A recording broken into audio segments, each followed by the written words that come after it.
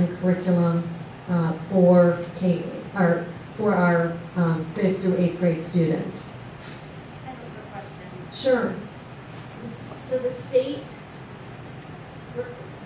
required requirements that are outlined. It just does it not require that we have a pilot? The pilot is something we can do a pilot. That's part of our curriculum process, for any kind of curriculum, and we do that in order to gain feedback, to monitor the process, to try out some different things before we say this is what must be followed. So it's a part of, if you look at our district board policy regarding curriculum materials or textbook adoptions, there has to be a certain period of time where it can be reviewed and feedback from the community, and that should be and will be a part of what happens during the 2011-2012 school year. Parents currently have the right to request copies of the curriculum that we use to review. We need to either provide them an opportunity to view it on premise, or if they request a copy of it, whatever our guidelines are regarding what a fee might be charged or whatever the case might be to make the copies, certainly. And the goal is to get this all electronic, but currently, because it's a pilot, it was not advisable to put this electronically available to the wide masses, because sometimes, even though you put draft all over everything or pilot, people miss that. And so we erred on the side of going old school, so to speak, and doing everything in hard copy at this time. The committee did their finished work. We have not provided teachers even with a copy. We had to come to you first to get your approval to move on to the next step. And then, like any other curriculum that is adopted, there should be an annual review to ensure that the content, materials, and resources are up to date and appropriate for students. And when I met with you last at board study session regarding the adoption process and curriculum and development process that Dr. Lynn Spiller and I presented, there is it would go then on our cycle of reviewing if there's any changes in state standards. If not, are the materials and the resources up to date? Are they still aligned to the standards? If so, you stop the process there. If you determine that the materials and resources are not aligned or not up to date or not appropriate, you move into the next stage, which is reviewing potential new materials and resources. The other thing that we were trying to work under is we were trying to develop using free materials and resources, because our committee believed that we could do this at no cost to the district other than paper copies for right now. Okay, I have a lot of concerns about this curriculum. The first thing that concerns me is that it's not comprehensive. There are certain topics that aren't even addressed. It's a classic abstinence only curriculum, and I understand that's what the state has promoted for a very long time, but we've also had a high pregnancy rate. So especially in our community and the families that we serve, a lot of the cultures that we have here, they don't talk about these issues in the home. So I think it's even more imperative that we make sure we have a curriculum where there's discussions about what are risky behaviors and about birth control and other options. Because if you're talking to kids and some of them have already had sex, this is going to go in one ear and out the other, and it's not going to be applicable.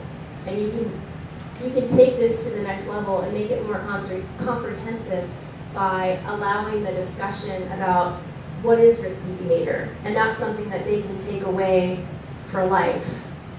I don't think it does anyone a service if we omit really important information, especially when it comes to sex. We don't want to have any more pregnant teens. We don't want to continue this trend of 1 out of every 4 15 to 19-year-olds who have an STD. It's a really scary statistic.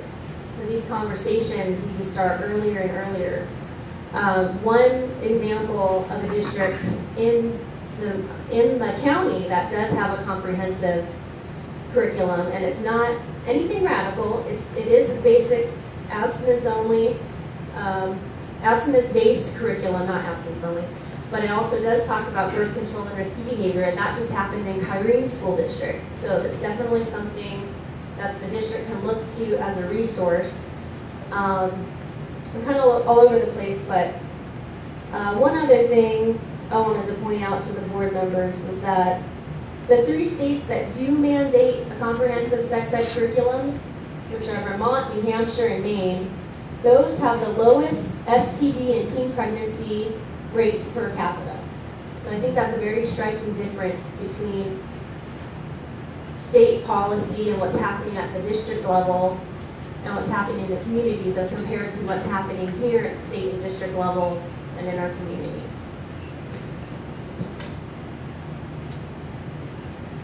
Are there any other questions or comments? I did take note, and I'm sure Kathy as well will review surrounding districts as well as take a look at what Kyrene has to offer.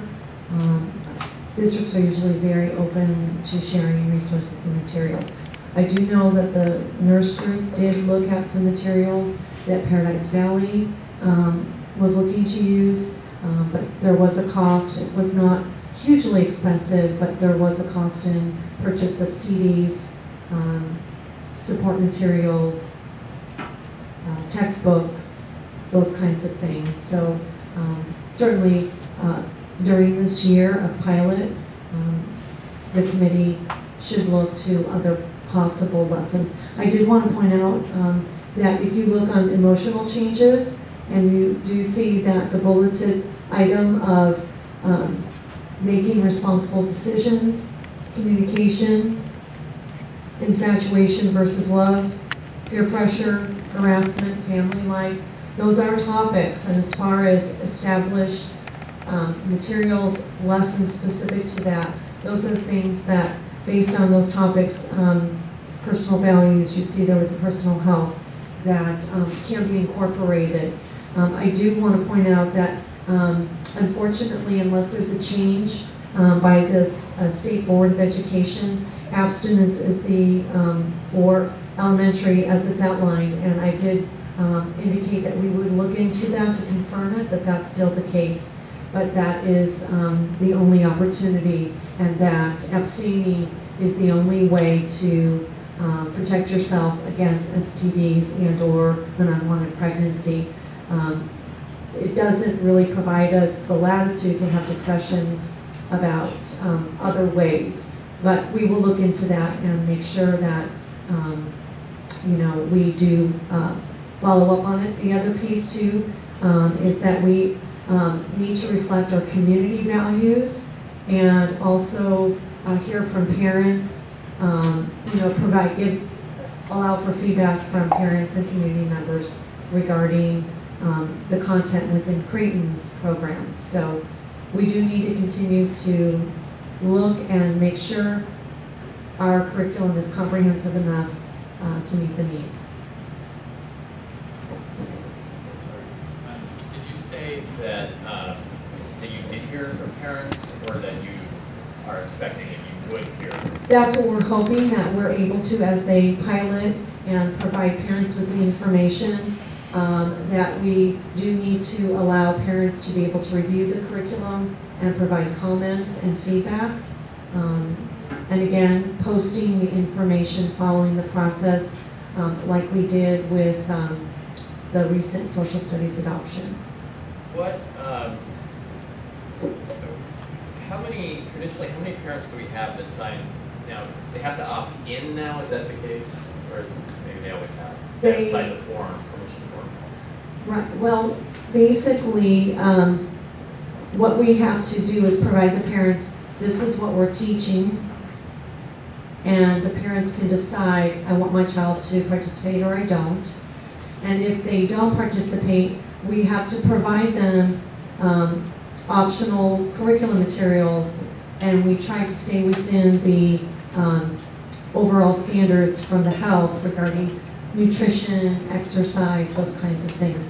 so that the students still will get something about personal wellness that this does fall under. So if a parent wanted to come in and participate and be a part of the instruction, certainly we would be able to permit that as well. But parents, and like I said, unfortunately, because of the lack of updated materials and resources, I don't know how many parents, because I do know we had some sites that did not cover this at all in the previous year. Or just provided a video, some basic discussion, and that was it. They didn't provide it at all. Is that because they couldn't get enough people opting in or parents to fill it out? Not having the necessary curriculum materials to be able to teach the course. And that was the main reason. We had teachers asking, when are we going to do this? It was really driven by the faculty to update this, especially the nurses. So it sounds like, I know Tiffany had referenced Kyrene, I think it was, that was the other district that had done some other things. Was there any, looking at any other districts, you had mentioned that you did look at Paradise Valley, they had, we're trying to do this free because that's kind of the economic realities. Is there anything, I guess you just expand a little more on what the possibility would be that we could get some overall ideas of what they're doing in other districts and incorporate? In the preliminary work, and then what the committee did, they did review, go out there, look at curriculum and stuff that was available. One of the things that we did do is this proposal of a pilot that the committee came up with was fairly representative of what is currently out there and being used. I don't know if we looked at other districts, but unfortunately they didn't have it posted on their websites. It said human growth curriculum, but nothing was attached to it. I think it's something that many districts are looking at this time. Mm-hmm. And this basic framework and topics come from topics that are provided by the State Board of Education, and so that's where we stuck with those topics based on the guidelines provided. And then I know, perhaps I just didn't hear it, so I apologize if you've already said this, but the goal with the pilot program is to get feedback.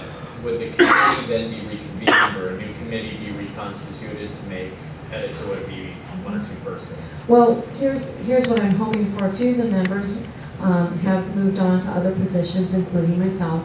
And so the goal would be, because this now would be brought to a larger group, all of our 5th through 8th grade teachers, that we would get quite a bit of response through their implementation and reconvene a committee a little bit more sizable and representative of teachers from around the district, like we do with now with our English language arts and our mathematics.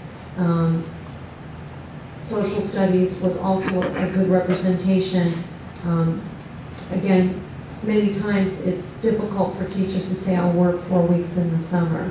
So, we may look at timing and or try to maybe also see if there are career ladder teachers who might want to participate in this committee to meet requirements for their career ladder higher level responsibilities. We tend to get some very highly motivated teachers, career ladder teachers, who like to contribute in this way. I just finally want to echo what Ms. Croydell said, that we're seeing just an incredible number of infections, primarily of HPV in particular, I think, yes, among teens. And as we were looking in our study session